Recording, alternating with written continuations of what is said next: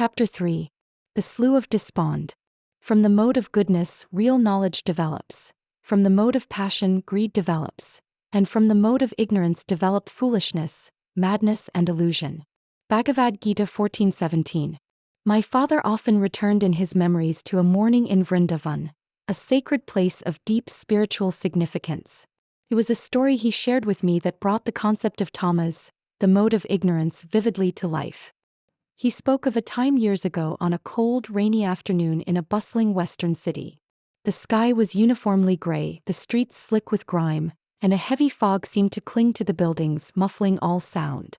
He was feeling profoundly discouraged in his own spiritual practice, and the oppressive weather seemed to perfectly mirror his internal state of mind. He turned to his spiritual master, Srila Prabhupada, and confessed, "It feels like the whole world is sad today." His spiritual master then responded, "This mood is the guna of ignorance, tamas. It is heavy, dark, and makes you forget that the sun still shines brightly above the clouds.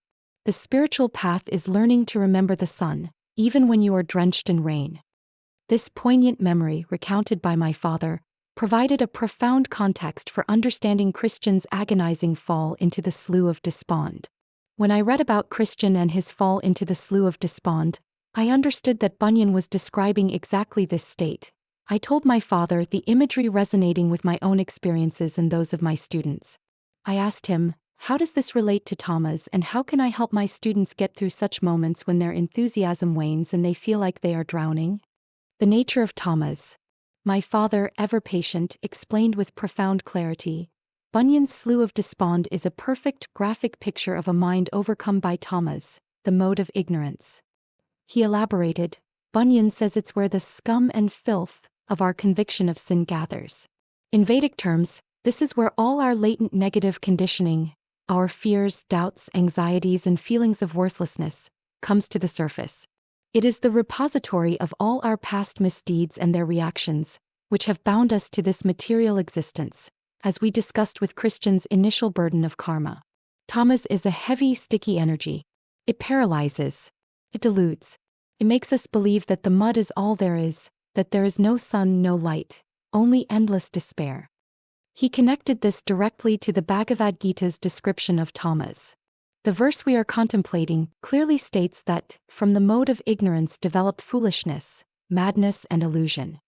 The purport expands on this, explaining that under the spell of ignorance, one cannot understand what is what. People in tamas become irrational, neglecting even the most obvious truths like the certainty of death, while they madly accumulate money and work very hard all day and night, not caring for the eternal spirit. This, my dear, is madness. It is a state of forgetfulness of the real self and the spiritual path.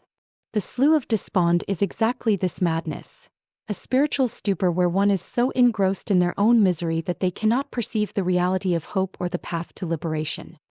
My father emphasized that the mode of ignorance is characterized by laziness and an aversion to spiritual understanding. When people are invited to associate for spiritual understanding, they are not much interested, he quoted Srila Prabhupada. They are very lazy. They might even sleep more than required, which is also a symptom of tamas.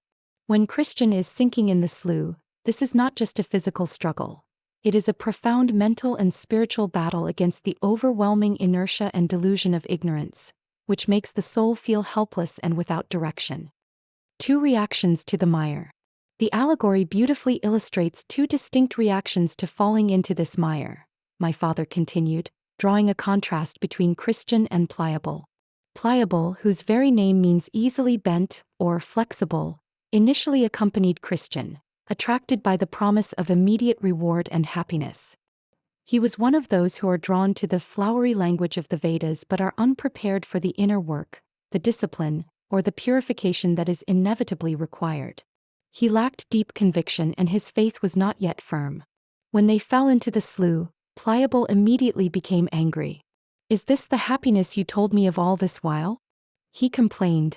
He felt cheated because his spiritual journey was based on a promise of immediate ease. He struggled for a moment and then, seeing the path was difficult, quickly scrambled out of the bog on the side nearest to his old home, the city of destruction. He didn't want to deal with the spiritual struggle or purification. He just wanted the prize, and if the path was hard or messy, he wasn't interested. He returned to his old life, to the mockery and comfort of his familiar, yet ultimately destructive world. Christian, however, despite struggling just as much, and in fact sinking deeper because of the great burden of karma on his back, reacted differently, my father explained. His despair was immense. He was overwhelmed by horrible darkness and confusion, unable to see the gate or remember the sweet comforts of his journey. But crucially, he kept his face turned toward the wicket gate. He struggled toward the far side of the bog, the side that was further from his old home. This small detail is everything. It shows that his conviction was real, deeper than pliable superficial attraction. Even when sinking, he was trying to move in the right direction. He embodied the determination of a sincere seeker, even when facing the dark night of the soul. The intervention of grace. Of course, my father continued, his voice softening, Christian could not get out by himself. No one can. Just as he was about to be completely submerged, a man named Help appeared and pulled him out. This is a beautiful illustration of divine grace.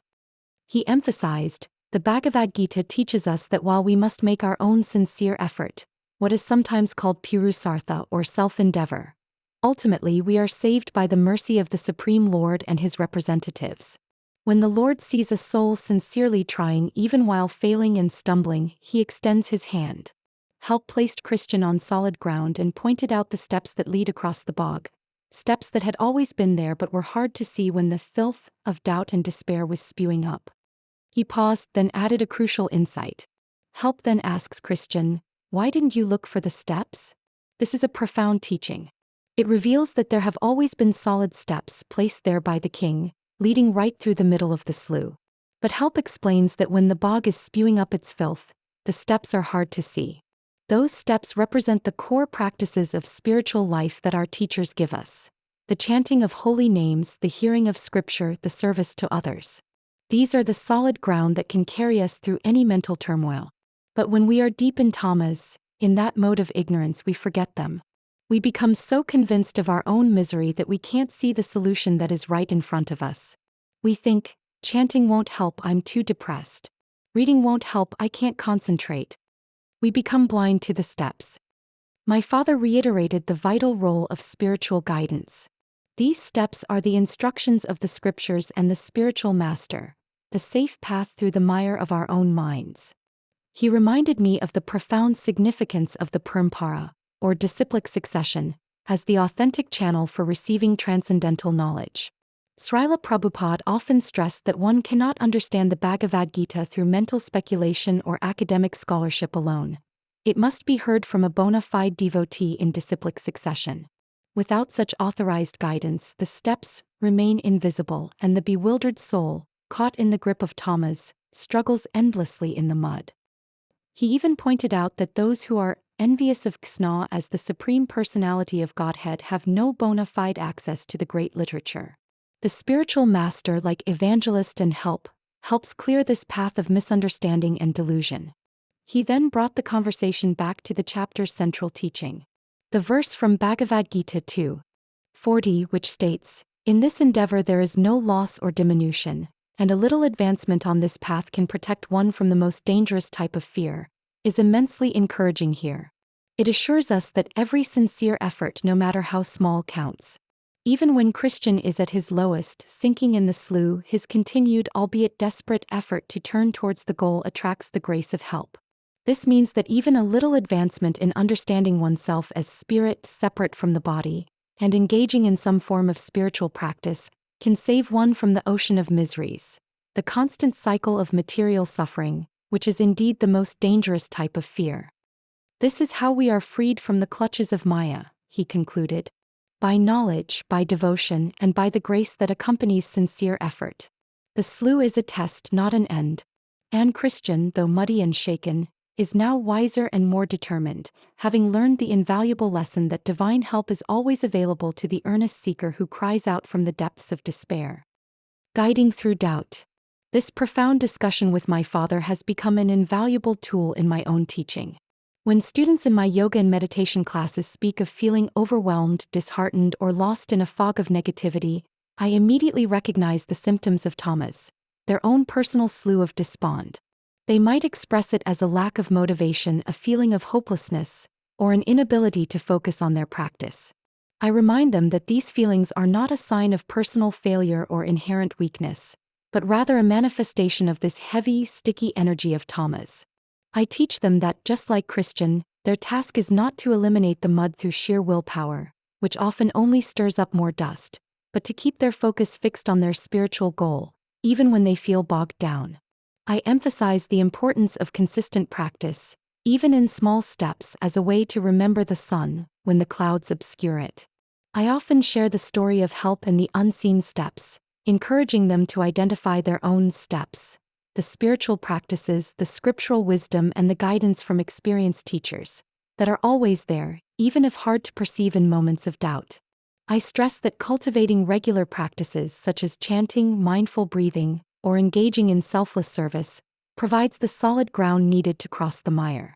This reinforces the critical importance of relying on the wisdom of the scriptures and the guidance of authorized teachers.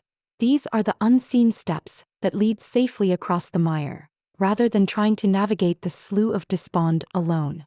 My father's teachings allow me to frame these challenging experiences not as insurmountable obstacles, but as essential learning opportunities that deepen their conviction and prepare them for the journey ahead. Much as Christian, though muddy, emerged from the slough of despond wiser and more determined.